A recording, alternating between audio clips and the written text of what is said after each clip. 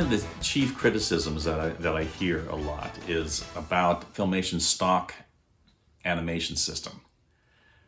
The same animation scene multiple times in the same episode and from episode to episode.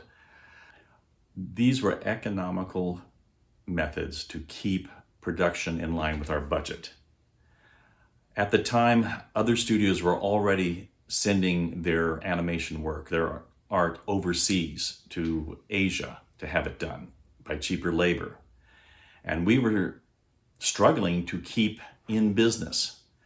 And by reusing animation, that meant that we could keep people employed, keep the work in this country longer. And not only do we have stock animation that was done beforehand that we could use, we would also look through the episodes and see, well, this looks good. Let's catalog this particular action so it can be used later. And honestly, I think it helped us stay in business a few more years than we would have otherwise.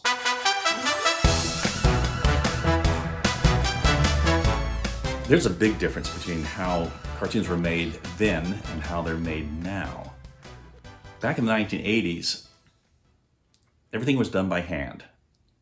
We drew pencil on paper, painted plastic sheets called cells, did full color paintings as backgrounds for the environments, landscapes and scenery and all of that. It was shot on movie film, 35 millimeter movie film. And this is all before computers.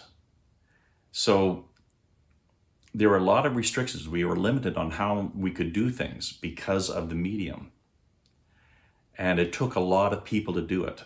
There were about 300 of us at any one time working on these shows. Currently, you can have a small boutique of a few dozen artists and produce animation. But back then, it took a lot of us. Lou Scheimer was a character. He was a tall Midwesterner. I thought he sounded like Jimmy Stewart from time to time. He started out like the rest of us as an animator in the early 1960s, maybe late 50s, early 60s.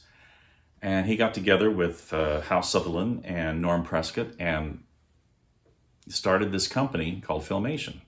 He really cared about keeping animation in this country. In fact, in 1982, our cartoonist union went on strike to protest runaway production. And Lou picketed his own studio to show solidarity with the rest of us. And we loved him for that. We would sometimes get annoyed that he would do too many of the character voices, go, oh, well, there's Lou again.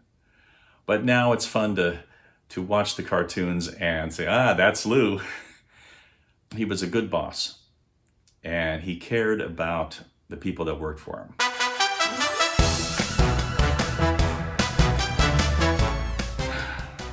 February 3rd, 1989 is regarded as Black Friday to those of us who worked at Filmation. Our parent company, Westinghouse Broadcasting, decided they wanted out of the animation business. Lou Scheimer and his partners had sold Filmation to a cable company called Teleprompter back in the 70s to raise capital to stay in business. And later on, Westinghouse, through Group W, bought Teleprompter. And they didn't know much about us until He-Man came out and started making them a nice hefty profit. And they liked that. But they didn't understand the TV cycle, the TV animation cycle, which was 7 years. Usually 5 good years and 2 off years. On the off years, you usually lay off a lot of staff, develop more projects, and when you sell them, you rehire the staff and produce. Well, we'd had our 2 years of downturn, and we weren't making that much of a profit. And so Westinghouse decided they wanted out, and they looked for a buyer for the company.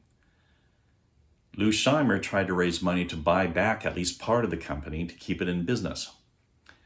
but fell short of the deadline. And sadly, with very little notice, we all got severance checks and told to pack up and leave the building. It was a very sad day.